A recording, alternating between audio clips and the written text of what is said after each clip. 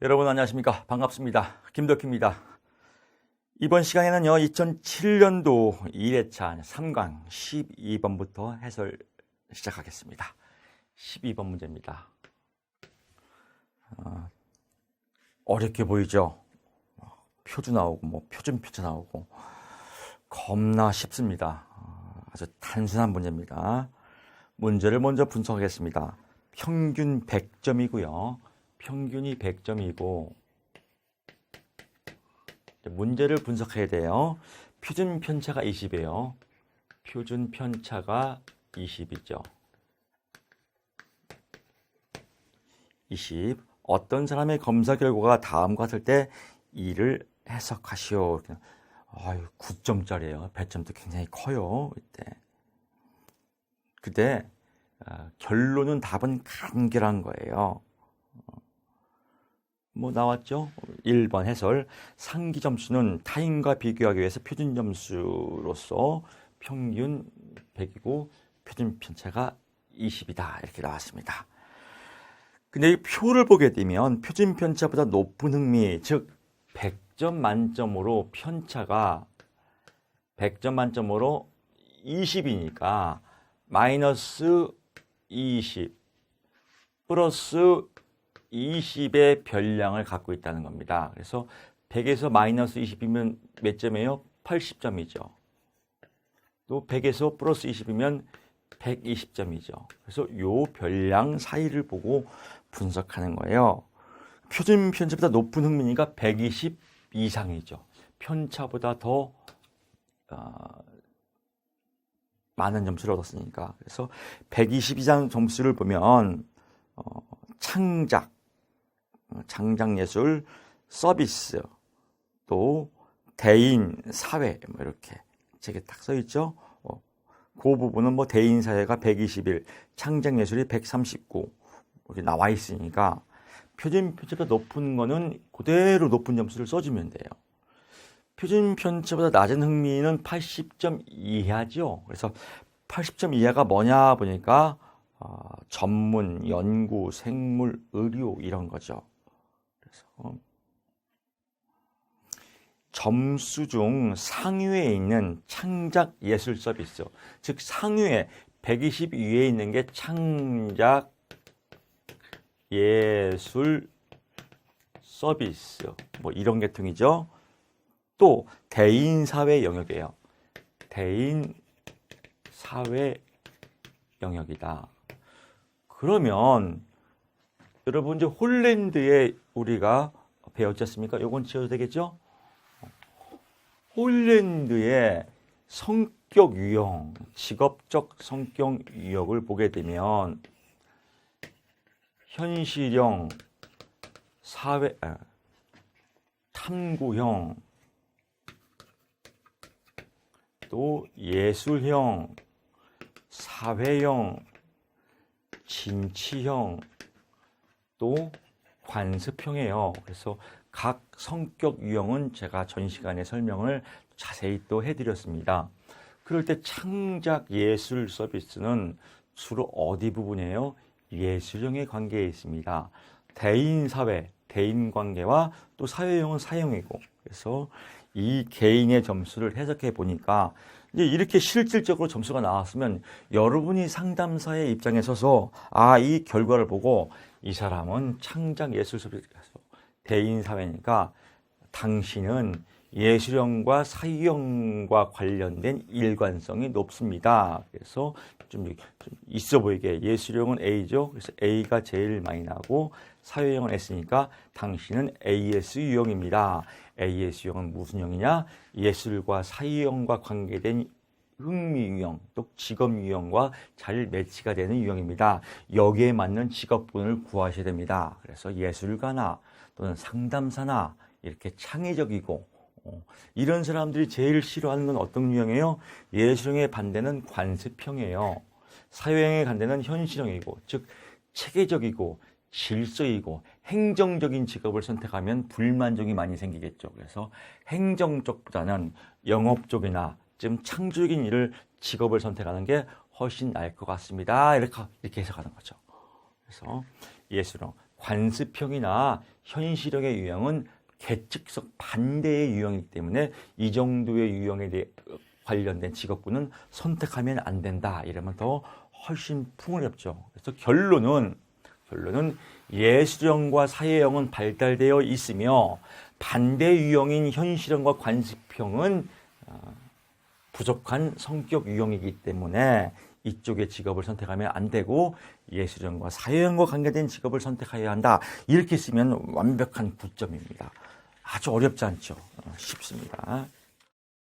13번 가겠습니다. 13번 직업정보 문제예요. 직업사전에서 부가직업 정보 중에 작업 강도에 대한 얘기입니다. 부가직업 정보가 13가지가 있는데 그 중에서 작업 강도에 대한 얘기입니다. 1차에 많이 배웠죠? 작업 강도는 육체적 강도만 의미하지 심리적 강도는 포함되지 않는다. 이 작업 강도의 5단계를 쓰시오. 이걸 외워야 돼요. 작업 강도 그렇게 외우지 말고요. 작업 강도의 5단계. 그래서 5가지 단계가 뭐냐. 또는 5단계 또는 작업 강도의 5가지 구분 이렇게 외워야 돼요. 어떨 때는 구분이라고도 하고 어떨 때는 단계라고도 하다. 그래서 작업 강도. 애기 보는 거는 정말로 힘들다. 아가보히마. 시작. 아가 보는 거는 정말 힘들다. 아가보히마. 이렇게 했어요. 아가보히마. 그래서 1번, 2번, 3번, 4번, 5번. 아가보히마. 아주 가벼운 작업. 물체를 4kg를 빈번히 작업할 수 있는 거다. 또 가는 뭐예요? 가벼운 작업이다. 그래서 가벼운 작업은 4kg를 빈번히 작업할 수 있고 맥시멈 8kg까지 작업하는 것을 가벼운 작업이라고 한다. 보통 작업은 어떤 작업이냐? 보통 10kg를 빈번하게 작업할 수 있고 최대 20kg까지 작업할 수 있는 것을 보통 작업이라고 한다. 힘든 작업은 무엇이냐? 마찬가지로 20kg를 빈번히 작업할 수 있고 최대 40kg까지 작업할 수 있는 것을 힘든 작업이라고 한다. 또 여기서 아주 힘든 작업은 뭡니까? 40kg 이상을 작업하는 것이라. 1차에도 어마어마하게 많이 나왔죠. 그래서 이거는 다 여러분이 알 수 있을 것 같아요. 근데 여기서 문제는 5단계를 쓰시오 했으니까 이 설명을 쓸 필요가 없어요. 그래서 그냥 아가보히마 이것만 쓰면 5점을 가볍게 맞을 수가 있습니다. 그래서 설명은 굳이 쓸 필요가 없다. 이렇게 보면 13번 문제도 아주 깔끔하게 아름다운 게스탈트가 또 만들어졌습니다. 다시 한번 정리하면 여러분 공부하실 때 13번 작업 강도의 5단계 또는 5가지 구분이 무엇이냐? 아가보히마, 아주 가벼운 작업, 보통 작업, 힘든 작업, 아주 힘든 작업. 그래서 아가보히마다. 설마 아가보히마하고 아가 뭘까라고 생각하는 사람은 또 없겠죠. 이렇게 해서 보시면 될 것 같고요. 또 잔소리 갑니다. 잔소리가 여러분 이런 말이 있죠. 양약은 쓰나 이여병이라. 즉 듣기 싫은 말은 몸에 좋아요. 양약도 쓰면 몸에 좋은 건데 잔소리를 왜 하냐. 제가 오프라인에서 강의를 많이 해보거든요. 많이 해보고 저는 실질적으로 오프라인 강의에서 많이 해봤기 때문에 온라인 강의도 오프라인에서 똑같이 하는 겁니다. 흐름을 잡아야지 보통 온라인 강의가 책 읽고 이렇게 하는 건 별로 도움이 안 돼요. 오프라인에는 그대로의 현장감을 이렇게 화면에서 보여드려야 되는 거죠. 이렇게 해요. 오프라인에서. 주로 2차 때 공부할 때 작업 강도, 아가보히마, 뭔데? 작업 강도예요. 또 어떤 사람은 직업 정보에 나와요. 이거 안 돼요. 작업 정보의 5가지 구분, 또 5가지 단계다. 이렇게 외워야지. 왜? 작업 강도의 2차에 작업 강도의 기준이라고 또 있거든요. 기준. 뭐 나중에 또 시험에 나올 때 설명하겠지만 기준은 뭐예요? 들어올림, 운반, 밈, 당김이에요. 이건 작업 강도를 정하는 기준이에요. 그러니까 작업 강도의 기준 나올 때는 들어올림, 운반, 밈이고 부분 나올 때는 아가보이마예요. 그냥 작업 강도 이렇게 외우지 말고요. 이거 정말로 여러분 조심해야 돼요. 그러니까 작업 강도의 구분, 작업 강도의 기준 4가지를 쓰세요. 그럼 거기다 아가, 보, 힘. 너무 쉽다 빠졌네. 나중에 뭐 정답 보면 흐르는 눈물을 주체할 수 없겠죠. 왜 그럴까요? 제목을 안 이어서 그래요. 작업 강도의 기준은 들어올림, 운반, 밈, 당김이고 작업 강도의 단계 구분은 아가보힘하다. 이렇게 공부를 하셔야 됩니다. 아시겠죠? 이게 2차 공부의 가장 중요한 핵심 포인트입니다. 제가 왜 이렇게 강조할까요? 이렇게 안 하니까 그런 거예요. 안 하니까. 그냥 드립다 외워요. 글자를 그냥. 무차별적으로 외워요. 전 과목을 통해서 탐중변, 명비소, 예처결, 제목이 이건데 그건 모르죠. 어떻게 답을 풀 거예요? 답 보면 상관없는데, 이거 내가 공부한 건데, 그 공부한 거예요? 그냥 본 거지. 내 것이 돼야 돼요. 14번 갑니다. 내담자와 관련된 정보를 수집하고, 자, 문제를 이해해야 돼요. 문제를. 내담자 정보, 내담자의 정보를 수집하고, 누가, 상담자가 여러분이 할 일이에요. 그래서 시험에 잘 나와요. 또 내담자의 행동을 이해해야 돼. 행동을 이해. 누가? 직업 상담사가 내담자의 정보를 수집하고 행동을 이해하는 기법이에요. 무엇을 보고 정보를 수집하고 이해하냐? 이걸 먼저 외워야죠. 문제를. 내담자와 정보를 수집하고 행동을 하는 기법이 있는데 무엇을 보고, 그래서 예를 들면 가정사용하기에 내담자가 어떠한 일이 있었을 것이라고 미리 추측 가정하고 상담에 임한다, 이런 거예요. 그래서 이런 기법이 뭐냐? 그래서 기법이 여러 가지 있는데 그 중에서 5가지를 쓰시오, 이렇게 나왔습니다. 그러니까 설명하라고는 쓸 필요가 없겠죠. 제목을 안 외우니까 맨날 헷갈리는 거예요. 내담자 정보를 수집하고 행동을 이해하는 기법의 제목이 이걸 적어야 돼요. 누가 얘기했냐? 기스버스와 무어라는 사람이 주장했다. 그래서 기스버스와 무어의 상담 기법이라고도 해요. 자, 제가 좀 자극적으로 여러분 이렇게 키워드를 만들었습니다. 왜? 외울 게 너무 많으니까 여러분들이 빨리 이 머릿속 인지에 각인하라고. 인지에 각인하려면요, 조금 충격적인 용어가 더 쉽게 안 잊어버려요. 여러분 욕도 이렇게 안 잊어버리지 않습니까? 왜? 충격적이고 자극적이라고 그래요. 왜? 전두엽을 이렇게 기억을 강화시키거든요. 터치를 해서. 그래서 제가 좀 죄송한 말씀이지만 똥으로 만들었습니다. 내담자 정보를 수집하고 행동을 이해할 때는 무엇을 보고 이 사람의 정보와 행동을 이해하냐? 똥을 보고 이해한다. 똥을 보고. 어떤 똥이냐? 그래서 저분의 변은, 따라서 한번 해보세요. 시작. 저분의 변은 왜 끈적거리는가? 이렇게. 안 잊어버리겠죠?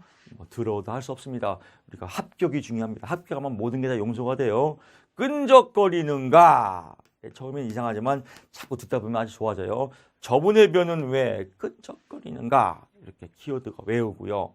이제 그 다음에 저항감, 재인식 다루기, 분류 및 재구성하기, 의미 있는 질문 사용하기, 변명에 초점 맞추기, 왜곡된 사고 확인하기, 근거 없는 믿음 확인하기, 가정 사용하기, 끈적, 전이된 오류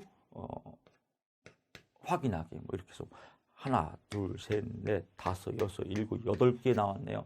이 중에서 여러분 5개만 그냥 골라 잡으면 돼요. 아시겠죠? 이 중에서 5개만 골라 잡으면 된다.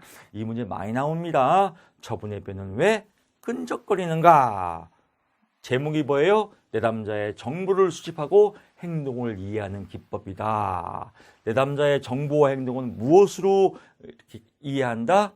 똥을 보고 이해한다. 저분의 배는 왜 끈적거리는가? 또 이렇게 외워요. 저분의 배는 왜 끈적거리는가? 너무 재밌어요. 잘 이어져요. 제목이 뭔데 그건 모르죠. 이러면 또 안 돼요. 그래서 여러분 꼭 제가 드린 말씀을 명심하시기 바랍니다. 15번 갑니다.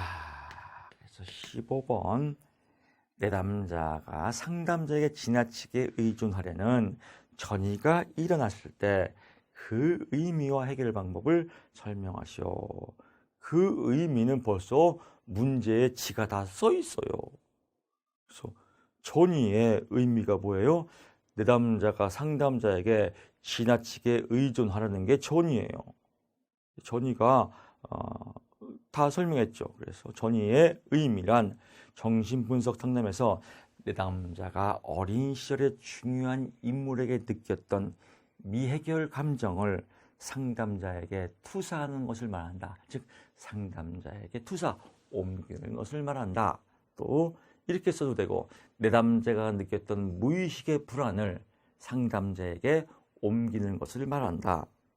또 내담자가 상담자에게 지나치게 의존해서 상담에 방해를 일으키는 것을 전이라고 한다. 뭐 다 써 있습니다. 얼마큼 쉬워요. 그럴 때 해결 방법은 무엇이냐? 내담자의 전이를 이해하고 이 사람이 왜 저런 반응을 할까? 이거 분명히 전이구나. 전이에 대한 이해를 하고 전이를 분석해서 내담자를 통찰하고 이 사람이 내면에 이러이러한 불안과 이러이러한 전이 즉 의존성이 있구나. 이런 내면의 불안과 무의식의 문제를 훈습은 오랫동안 고쳐주는 거예요. 오랫동안 습관을 고쳐주는 걸 훈습이라고 그래요. 훈습. 그래서 1차에도 훈습 다음에 상담 과정에 종결 나오지 않습니까? 즉 훈습이 되면 바로 종결이에요. 즉 훈습은 뭐냐면요. 우리가 음식점에 갔어요. 시간이 없어요. 그럴 때는 그냥 오리 불고기 주세요. 이거 금방 익어요. 근데 오리 훈제 주세요. 그거는 오랫동안 익혀야 돼요. 1시간 정도. 그래서 오랫동안 습관을 고쳐주는 걸 훈습이라고 해요. 즉 무의식에 억압된 이 전이의 모습은 오랫동안의 상담과 행동 수정을 통해서 고쳐됩니다. 그래서 해결 방법은 훈습이다. 훈습 다음에는 종결이니까 내담자의 전이의 문제를 분석하고 해석하고 통찰해서 내담자의 문제점을 훈습을 통해서 벗어나게 하는 것을 해결 방법이라고 한다. 어렵지 않죠? 좋습니다. 또 16번 갑니다. 공부를 해보시니까 되게 재밌지 않나요? 공부 참 재밌습니다. 제가 책을 하나 발간했는데 그 책 제목이 대학 교수가 된 노숙자입니다. 잠깐 제 책을 소개하면 대학 교수가 된 노숙자예요. 현재의 신분은 제가 대학 교수입니다. 대학교 주임 교수로 있습니다. 하지만 그전 직업은 노숙자예요. 인생의 바닥까지 가서 정말로 수원역에서 6개월 동안 노숙을 하고 또 인생의 바닥의 모든 역경을 다 거쳐서 또 지금 이 자리에 서서 여러분을 만났습니다. 그래서 제가 광명시에 사는데 광명시에서 제가 이 시인물 사전에 올라간 사람이에요. 여러분 네이버 검색에 김덕희 교수 쳐보세요. 아주 제가 유명한 사람입니다. 그래서 가장 광명시에서 역경을 딛고 일어선 광명 시민 이렇게 해서 시인물 사전에 올라갔거든요. 역경을 뒤집은 뭐예요? 경력이에요. 인생의 경력을 많이 제가 쌓은 사람입니다. 가장 큰 경력은 노숙이에요. 노숙자 인생의 바닥을 치고 이렇게 올라가거든요. 자세한 내용은 책을 크게 읽어보시면 아주 여러분들이 또 제 인생을 그대로 제가 바닥부터 오픈했습니다. 이 바닥의 인생을 치고 나서 보니까 정말 재수없는 소리지만요. 공부가 제일 쉽더라고요. 공부가. 여름에는 시원한 곳에서, 겨울에는 따뜻한 곳에서, 또 집에서 이렇게 공부할 수 있는 이 환경이 있다는 거 얼마나 축복입니까? 그 뒤부터 제가 공부를 시작했어요. 그래서 직업상담사를 합격하고 이 직업상담사 강의를 하면서 대학 교수가 되고 그 많은 빚, 10억이라는 빚을 갚고 지금 여러분하고 이렇게 마주보고 있습니다. 직업상담사가 제 인생의 정말로 터닝포인트, 인생 후반전에 저를 교수를 만들어줬고 또 부채 인생에서 흑자 인생으로 바꿔줬고 정말로 진짜 제 인생의 값진 자격증이에요. 빛과 같은 자격증이에요. 그래서 너무 감사해서 제 책상 소재에 항상 앞에는 직업상담사, 다 국가 자격증, 김덕희 항상 그 앞에 이렇게 제가 붙여놨습니다. 여러분도 직업상담사가 여러분 인생에 등불과 같은 큰 빛과 같은 그런 자격증이 되기를 제가 또 기도하고 응원하겠습니다. 자, 16번 상담자가 갖춰야 될 기본적인 내용 중 적극적 경청, 공감, 명료와 직면을 설명하시오라. 근데 이건 이제 요즘 트렌드로는 잘 안 나와요. 그러니까 그냥 가볍게 터치만 하면 됩니다. 가볍게. 내용은 그 말 그 자체가 해석이기 때문에 어려운 단어 없습니다. 적극적 경청은 그냥 적극적으로 경청하는 거예요. 누구를? 내담자 말을. 공감은 내담자 입장을 이해해 주는 거예요. 누가? 상담자가. 명료화, 내담자의 애매하고 모호한 부분을 상담자가 명료화 시켜주는 거예요. 직면, 내담자가 이해할 수 있도록 뜨거운 자리에 돌직구, 즉 직면, 솔직한 마음을 통해서 내담자의 행동을 조정시켜주는 것을 의미한다. 또는 맞닥뜨려 시켜주는 것을 의미한다.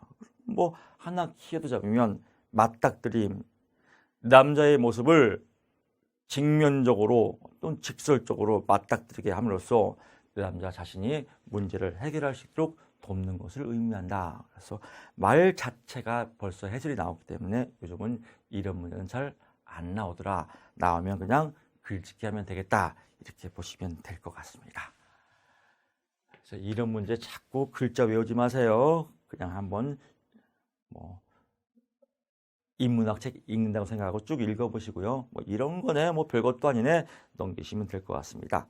17번 또 상식 문제 나왔습니다. 그래서 문제의 트렌드를 보게 되면 조금 초창기 2007년도 정도는 내용이 조금 이렇게 기본적인 문제들이 많이 나왔습니다. 어려운 문제가 아니라 상담 초기 17번 문제 보겠습니다. 상담 초기에 대한 얘기입니다. 초기에 구조화가 있다. 구조화. 그래서 구조화에 이루어질 게 무엇이냐? 또 잔소리 갑니다. 구조화에 이루어질 게 한두 가지예요. 집을 질 때, 어떤 건축에서 집을 질 때 가장 첫째 하는 게 구조화예요. 도면을 그리고 설계를 하고 땅을 파고 이런 과정들이 구조화 아니겠습니까? 이게 다 돼야 그 다음에 이제 또 본격적으로 건물을 올리죠. 바로 건물을 올리지는 않을 거 아니겠습니까? 마찬가지예요. 상담도 바로 시작하는 것이 아니라 상담에 대해서 처음에 어떻게 할 것인지 서로 얘기를 하는 거죠. 그래서 비밀 보장은 어디까지 하며 시간은 언제 상담을 하고 장소는 어디서 하고 비용은 얼마가 들어가고 상담의 목표는 무엇이고 또 내담자와 상담자의 역할은 어디까지 할 것이며 이런 내용들을 하는 게 구조화예요. 그래서 이것도 여러분들이 그냥 편하게 상담 초기에 무엇을 해야 되는지 라포 형성, 우리가 흔히 말하는 관계 형성도 상담 초기에 이루어져야겠죠. 그래서 1번 내담자와 관계 형성을 한다. 이것도 되고 2번 상담 초기의 목표를 구체적으로 설정한다. 이런 거 다 답이에요.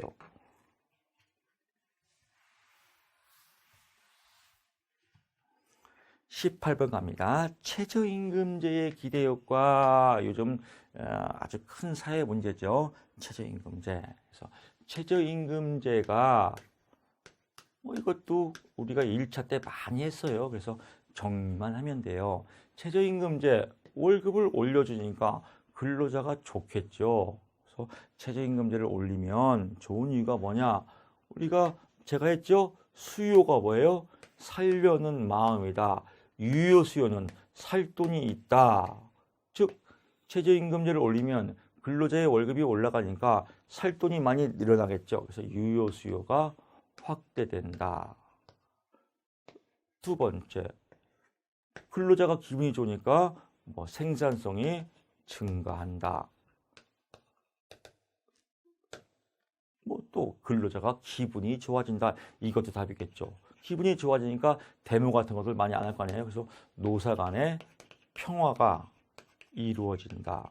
즉 서로 노사 간의 사이가 좋아진다. 또 돈이 많이 풀리니까 경기가 활성화된다. 또 임금이 올라가니까 고임금 경제가 이루어진다. 공정거래 질서, 일단 임금이 올라오니까 덤핑 같은 이렇게 싸구려 물건들이 많이 없어지니까 또 거래 질서도 이렇게 명확화되니까 산업 구조가 고도화된다. 공정거래 질서가 확립된다. 고임금 경제가 이루어진다. 다 똑같은 말입니다. 기업의 경영이 근대화된다. 소득 분배가 개선된다. 근로자가 생활이 안정된다. 사기가 진작된다. 이 중에서 5가지 그냥 골라 잡으면 이거는 사실 눈 감고도 쓰는 문제입니다. 그래서 이런 문제 나면 서비스 문제다라고 해서 2007년도 1회차 18번까지 해서 해설을 모두 마치겠습니다. 여러분 수고 많았습니다. 고맙습니다.